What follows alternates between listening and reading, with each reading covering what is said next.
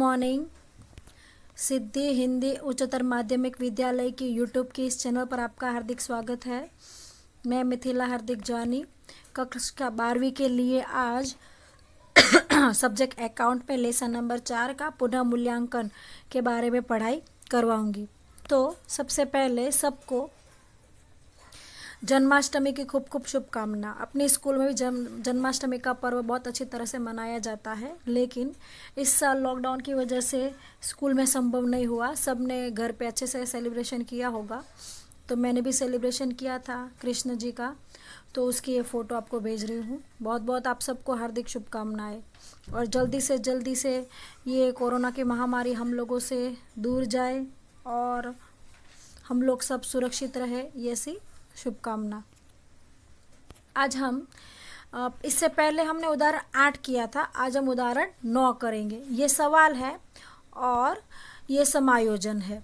तो सवाल पहले देखते हैं। तो सवाल के अंदर सवाल में यहाँ पर हम देखेंगे तो 5 और 3 का अनुपात है। हार्दिक और अल्पेश एक साझेदारी पेड़ के साझेदार हैं, उनके लाभ हानि के वितरण का प्रमाण 5 और 3 है। उसके बाद लाभ हानि वितरण का प्रमाण बदल कर 3 और 2 किया गया। तो उसके बाद इसलिए उन्होंने अपनी पीढ़ी की संपत्ति और दायित्व का पुनः मूल्यांकन करना निश्चित किया और पुनः मूल्यांकन खाता तैयार करने को बोला है, और उसके बाद का आर्थिक चिट्ठा भी। तो उदाहरण 8 के जैसा ये सवाल है, पर यहाँ पर 2 अनुपात है। एक है 5 और 3 और एक है 3 और 2। तो 5 और 3 है वो मैंने आपको बता दिया था, वो है पुराना, और 3 और 2 है वो है नया। 3 और 2 का आपको कोई काम नहीं है।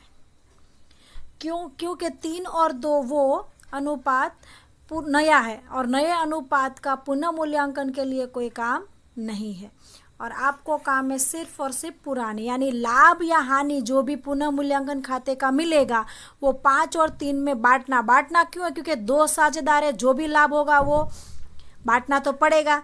तो कौन से अनुपात में बांटेंगे? 5 और 3 के अनुपात में, बराबर है।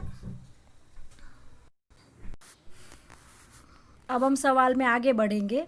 तो यहाँ पर आपको संपत्तियाँ दी गई है, जिसे हम कहेंगे एसेट्स ए। समीकरण क्या था? C + L = A। तो ये है आपकी कैपिटल यानी C, ये है आपकी लाइबिलिटीज यानी दायित्व जो है L। तो यहाँ पर समीकरण सिद्ध होता है A = C + L। उसी तरह से यहाँ पर ये कार्य कर रहा है। अब तो मैं हर बार आपको यही बोलती हूँ कि हमें सवाल में समायोजन पहले टिक लगा लेने हैं। 11वीं में देखा था, आर्थिक चिट्ठा बना था, सभी सवाल के अंदर समायोजन टिक लगा देते थे। टिक लगाने के बाद हम दूसरा स्टेप ये करते थे कि हम लोग आर्थिक चिट्ठे कच्ची तलपट की एक एक एंट्री देते थे। वो एंट्री व्यापार खाता, लाभ हानि खाता और आर्थिक चिट्ठे में एंट्री देने के बाद का स्टेप क्या था? थर्ड, कि समायोजन बढ़ते थे और उसकी 2-2 एंट्री देते थे। लेकिन अभी मैं यहाँ पर आपको यही कहूँगी, आपको ये समायोजन पढ़ने की आवश्यकता नहीं है। क्यों? क्योंकि सवाल छोटा है। समायोजन हम ये पढ़ने बैठेंगे तो समायोजन पढ़ने के लिए हमारी 2 मिनट भी अगर बिगड़ेगी तो बोर्ड के पेपर में 2 मिनट भी कम हो जाएगी, और वो 2 मिनट की वजह से आपके पेपर इस तरह से 2-3 लेसन के सवालों पढ़ने के लिए हमारे 5-10 मिनट कम पड़ी तो पेपर अधूरा रह जाएगा। तो हमें बोर्ड के पेपर में जैसे भी हो अपनी मिनट बचानी है। तो उसके लिए क्या करना है कि आपको सवाल नहीं पढ़ना है, आपको चौथा, 5वां, 6ठा वो तीनों लेसन के अंदर यही स्टेप है कि आपको फटाफट से सवाल की एंट्री दे देने। और यहाँ पर सवाल में बनाना क्या है? पुनः मूल्यांकन खाता और आर्थिक चिट्ठा। अब पुनः मूल्यांकन खाता और आर्थिक चिट्ठा दोनों बनाना। पुनः मूल्यांकन के अंदर इस सवाल की कोई भी एंट्री नहीं जाएगी। क्यों? क्योंकि पुनः मूल्यांकन का नाम है लाभ हानि समायोजन खाता। तो यानी समायोजन के अंदर जो लाभ और जो हानि होगा वह पुनः मूल्यांकन में देना है। सवाल की कोई एंट्री पुनः मूल्यांकन में आएगी नहीं। 8वें उदाहरण में भी बताया और थियरी के समय भी मैं आपको सब समझा चुकी हूँ। तो इसकी मतलब कि ये जो पुनः मूल्यांकन, ये जो आर्थिक चिट्ठा है एज इट इज़ ऐसा ही आर्थिक चिट्ठा बनेगा। बराबर है। दूसरा, यहाँ पर पूंजी और चालू खाता दो प्रकार की पूंजी है। 8वें उदाहरण में सिर्फ पूंजी थी, यहाँ पर पूंजी और चालू खाता दोनों। अब क्या करें, तो पूंजी है, उस पूंजी को डायरेक्ट टोटल करके बाहर पुनः मूल्यांकन खाता बनाएंगे, खाता बंद करेंगे, खाते में लाभ या तो हानि मिलेगा, लाभ मिला तो हम प्लस करते, हानि मिला तो माइनस करते, वो पूंजी खाते में ऐड करते। लेकिन जब चालू खाता हो तब पूंजी खाते में ऐड नहीं करना है, आपको ले जाना है चालू खाते के अंदर। तो इसीलिए यहाँ पर पूंजी मैंने देखो बाहर लिख ली है और चालू खाता कहाँ लिखा है, अंदर। मैंने दोनों में एक एक लाइन छोड़ी है, अगर लाभ होगा तो प्लस करेंगे, हानि हुई तो माइनस, इस तरह से।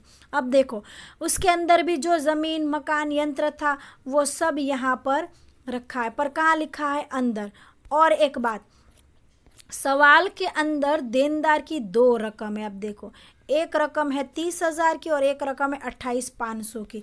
अब मैं कौन सी रकम लिखूंगी, तो आप देखोगे मैंने कौन सी रकम लिखी है, मैंने लिखी है यहाँ पर देनदार की 30,000 अंदर वाली रकम, बराबर है। और सभी रकम मैंने कहाँ लिखी, अंदर, क्योंकि समायोजन में प्लस माइनस करने को बोलेंगे, प्लस माइनस करने के बाद में बाहर लाऊंगी रकम, ठीक है। और दूसरी एंट्री जाएगी पुनः मूल्यांकन। पुनः मूल्यांकन में अब भी कोई एंट्री जाएगी नहीं, सवाल की कोई एंट्री नहीं जाएगी, समायोजन की एंट्री जाएगी। इसलिए पूरा का पूरा जो पुराना आर्थिक चिट्ठा है वो नया बनाना है, तो मैंने कहाँ लिख दिया, सब अंदर। पूंजी देखो यहाँ पर लिख ली है, चालू खाते की पूंजी यहाँ पर है, देनदार और दायित्व, इस तरह से एंट्री दी है। आपको भी एंट्री वैसे समझ में आ गई होगी, आपको भी एंट्री देनी है। पेज नंबर 139 किताब के अंदर 10वां सवाल है, पेज नंबर 139। सवाल के अंदर आपको सिर्फ पुनः मूल्यांकन खाता बनाने को बोला होगा, लेकिन मैं आपको कहती हूँ 8वें और 9वें की तरफ पुनः मूल्यांकन, और पुनः मूल्यांकन के बाद का सुधारा हुआ आर्थिक चिट्ठा आपको बनाना है, और वो आर्थिक चिट्ठे की इस तरह से एक एक एंट्री देनी है। आज मैंने एंट्री दी है, कल हम समायोजन पढ़ के उसकी यहाँ पर प्लस माइनस जो भी एंट्री आएगी वो यहाँ सब जगह एंट्री देंगे। दूसरी एंट्री पुनः मूल्यांकन में जाएगी और हम खाता बनाएंगे और सवाल करेंगे पूरा। आज के लिए सिर्फ हम क्या दे रहे हैं, ओनली एंट्री, ठीक है। आज के लिए इतना ही।